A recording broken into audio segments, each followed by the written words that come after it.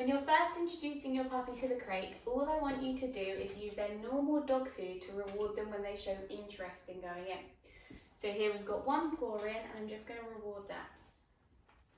Once you've done that a few times, I want you to start actually throwing pieces of your dog food into the crate.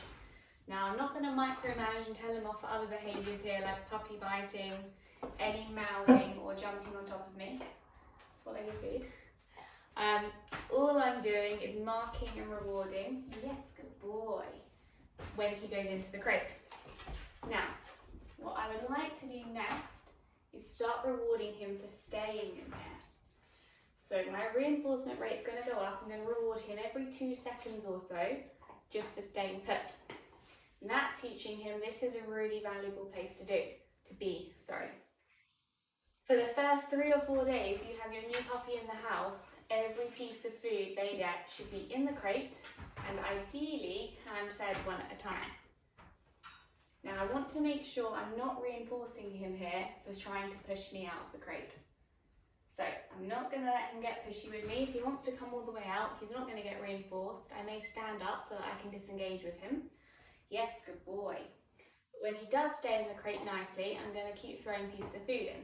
Yes, good boy. And you see he's settled himself down here a bit. Now what I'm going to do, close the door of the crate.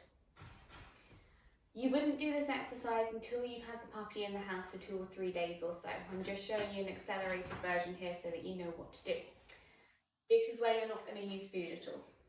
All I'm going to do is teach him that this is a psychological boundary, not a physical boundary. Nope.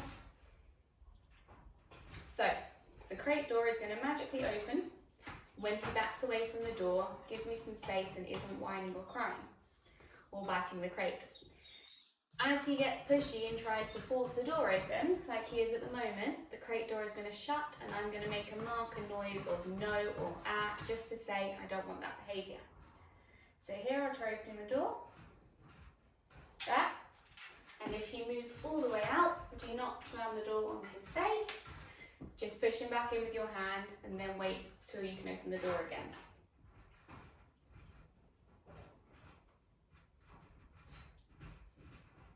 That.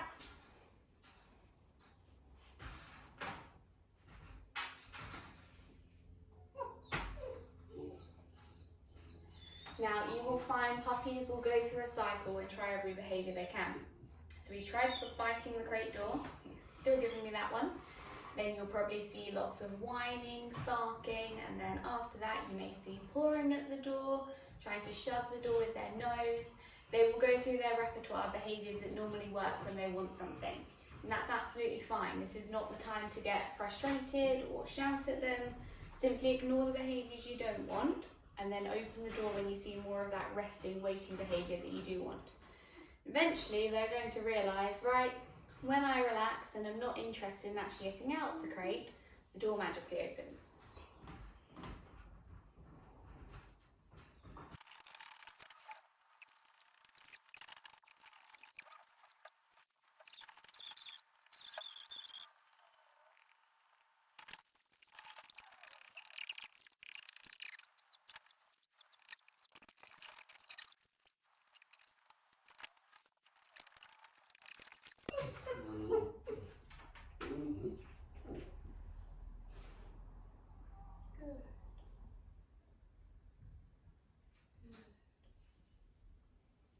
Okay, now we have a quiet lying down puppy. So I'm going to say, okay. Encourage him out. I'm not going to give him a reward for coming out, but his reward for calming down there and being quiet for a second was that he was allowed to come out. And that is how I want you to end that exercise. Now, in an ideal world, once you've done that a few times, you're looking for a sleeping puppy. But that is good enough at this stage. And he really struggled doing that because his owners aren't here. It's a new situation. He doesn't know me that well. So I'm very happy to end it with that. Okay, mister.